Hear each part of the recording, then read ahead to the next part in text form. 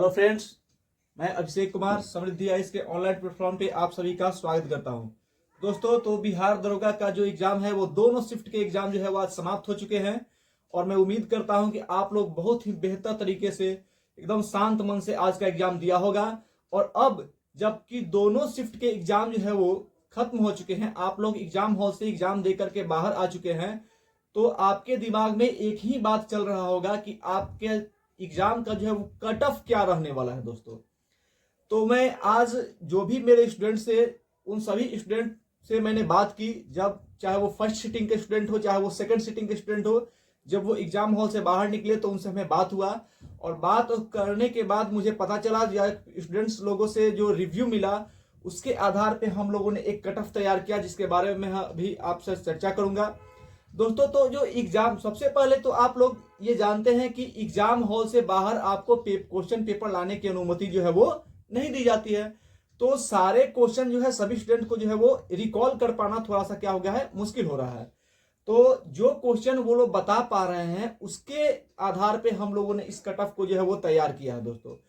तो जो review student से मिला है उसके आधार पर थोड़ा मैं चर्चा कर लूं। कुछ स्टूडेंट्स जो है वो ये बता रहे थे कि क्वेश्चन का लेवल जो था वो डिफिकल्ट था, कुछ कह रहे थे कि क्वेश्चन का लेवल जो था वो मॉडरेट था, और कुछ जो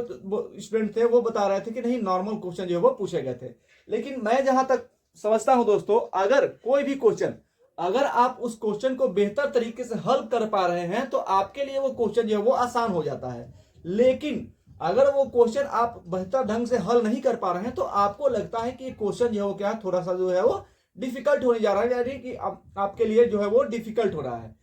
तो ओवरऑल जितने भी स्टूडेंट से हमने बात की, जितने भी स्टूडेंट से हमने रिव्यू लिया,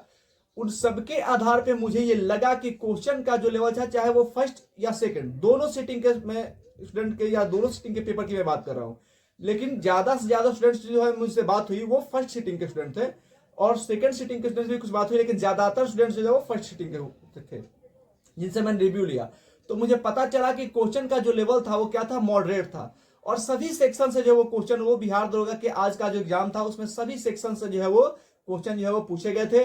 सबसे जो कुछ स्टूडेंट इससे बता रहे थे कि राष्ट्रपति से, संविधान से जो है वो क्वेश्चन जो है वो पूछे गए थे, साइंस के सेक्शन से भी क्वेश्चन पूछे गए थे, मैथ से भी क्वेश्चन थे। तो उस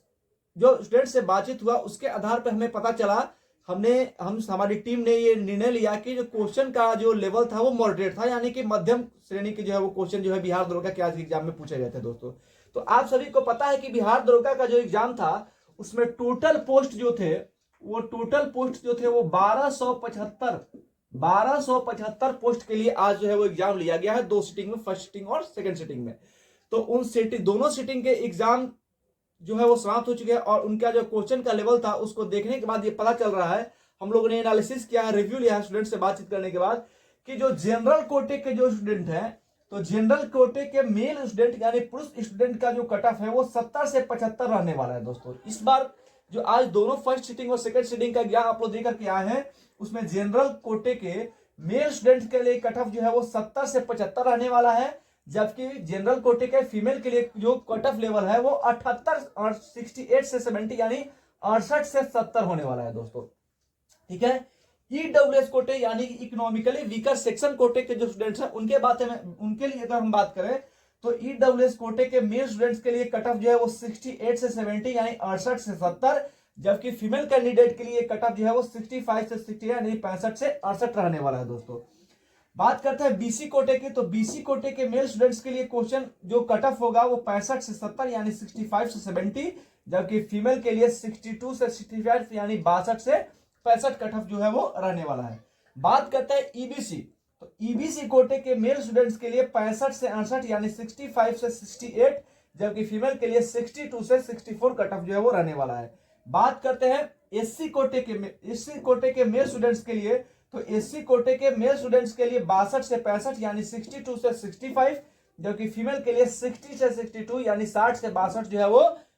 कट ऑफ रहने वाला है। बात करते हैं एसटी कोटे की, तो एसटी कोटे के मेल स्टूडेंट्स के लिए 60 से 62 और फीमेल के लिए 58 से 60 जो है वो कट ऑफ रहने वाला है। तो दोस्तों, अगर आप घर अपने पहुंचते हैं तो घर पहुंचने के बाद अगर आप अपने क्वेश्चन, जितना क्वेश्चन आपको याद है उसके लेवल पे अगर आप एनालिसिस करते हैं और इस कट ऑफ के दायरे में अगर आप अपने मार्क्स को पाते हैं तो आप आज से ही अपने मेंस के एग्जाम की तैयारी शुरू कर दिए दोस्तों, क्योंकि क्वेश्चन का जो लेवल है उसके अनुसार जितने स्टूडेंट्स ने से हमने से बात हुई उसके आधार पे हमने ये कट ऑफ तैयार किया है। और यकीन मानिए अगर इस कट ऑफ के बीच में अगर आपका मार्क्स आ रहा है तो आप आज से ही दरोगा मेंस के एग्जाम की तैयारी शुरू कर दीजिए दोस्तों। धन्यवाद।